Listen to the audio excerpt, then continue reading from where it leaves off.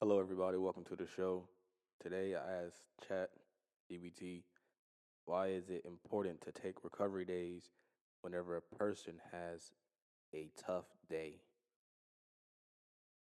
Chat responded with, recovery days are important because your body doesn't get stronger during the hard workout, it gets stronger while recovering afterward.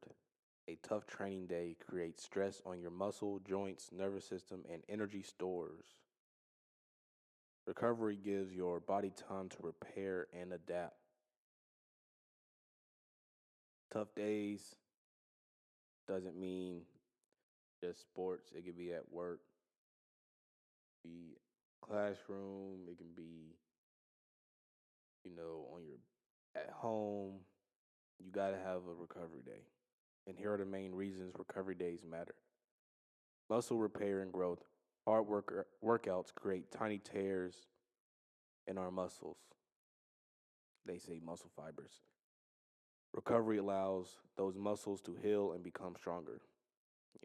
Fibers, they're saying. Reduce injury risk. Training hard every day without rest increases the chance of overuse injuries such as tendonitis, shin splints, or stress fractures. I am so familiar with this reduced injury risk. On the other side, a lot of injuries because training every day at home, at practice, at work, you know, you get tired and you keep going trying to be better, but you're actually getting worse and you don't see improvement. Nervous system recovery. Intense workouts also fatigue your central nervous system. Recovery helps restores coordination, reaction time, and strength. Energy replenishment. Your body restores glycogen, stored carbohydrates, which fuels your next workout. Without enough recovery, you'll likely feel sluggish and perform worse, which I just stated right there. You'll perform worse. Hormonal balance. Recovery helps regulate hormones involved in muscle growth, stress, and metabolism. Constant high intensity training can keep hormones elevated. I probably fall short to that. Mentally recovery, Mental recovery, I'm sorry. Taking a break can reduce mental fatigue, improve motivation, and help prevent burnout. A recovery doesn't always mean sitting on the couch. Let me say that one time. A recovery day doesn't always mean sitting on the couch. Depending on how sore or fatigued you are, it can include my favorite walking, one that I just incorporated like cycling, gentle stretching or mobility work, easy swimming, yoga, getting extra sleep, and eating nutritious meals. I might need to start doing the getting extra sleep and stretching.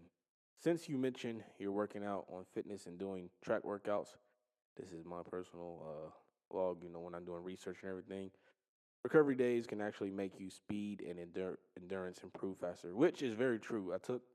I wanted to do my 400 and 150-meter sprints right after doing a long workout. I think my 2 mile, but I took a couple days off, and I actually surprised myself. I usually run a 400 in 2 minutes and 45 seconds, and I surprised myself, and I ran it in a minute and 30 seconds, which was very fast. Uh, Probably back onto my old pace, but for example, after a very intense 15-minute track session, taking the next day as an easy recovery day often leads to a stronger workout the following session than trying to push through fatigue. Simple guideline is easy workout, little or no recovery needed beyond normal sleep and nutrition. Moderate workout about 24 hours before another hard session. Very hard workout, sprints, heavy lifting races, 24, 72 hours, depending on how recovered you feel. Now, that lifting part is very true. I love lifting weights. Uh, I can lift weights all day, every day. And I can go to the gym and lift 300 pounds on a bench press squat, close to 400 pounds, and do it again the next day and the next day. And I can guarantee you won't see any results. No cutting you're not doing anything. But taking a recovery day isn't a sign of losing progress. It's part of the training process that helps build you fitness safely. All right. I want to ask one question before we head out. The question is going to be: suppose I start taking recovery days, how better will my results be? Scientifically proven.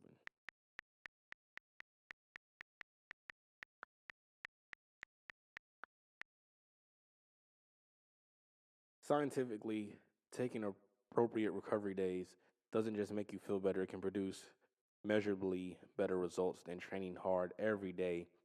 The exact improvement varies from person to person, but research consistently shows that recovery improves strength, endurance, performance, and injury prevention. Here are some of the findings. Outcome: we have strength gains, muscle growth, endurance, performance, injury risk, consistency. I think we already covered all of this. We're going to skip that. I'll let you all read that for a little bit. All right. Why recovery makes you better? Exercise is a stimulus, but recovery is when your body adapts. Scientists call this process super compensation. First time hearing that. Super compensation. The general pattern is you work out, your performance temporarily decreases because you're fatigued. Very true. Two, you recover, your body repairs the damage. Three, your body adapts, you become slightly stronger or fitter than before. Four, train again at the right time, repeat the cycle, and continue improving.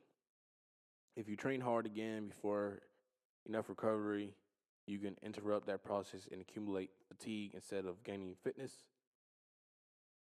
What happens if you never recover, which I can attest to this?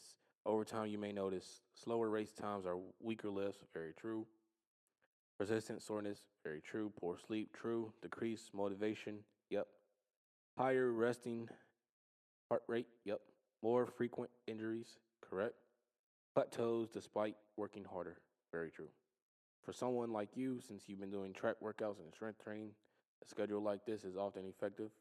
This is for me, so we're gonna skip that. This lets you push your hard days harder while allowing your body to adapt between sessions.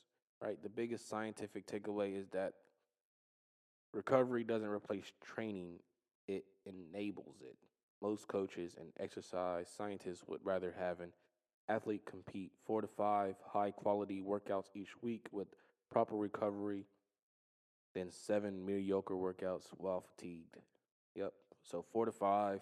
I even seen researchers on the internet, outside of Chat GBT, saying 2 to 3. I'm a little older. I might go for the 2 to 3, maybe 4 to 5. I really want to do the 7, but over months, that approach typically leads to greater improvement in fitness, strength, and performance. All right, everybody. Appreciate you all for tuning in. Hopefully, this helps you be a better fitness person that you truly are. Thank you.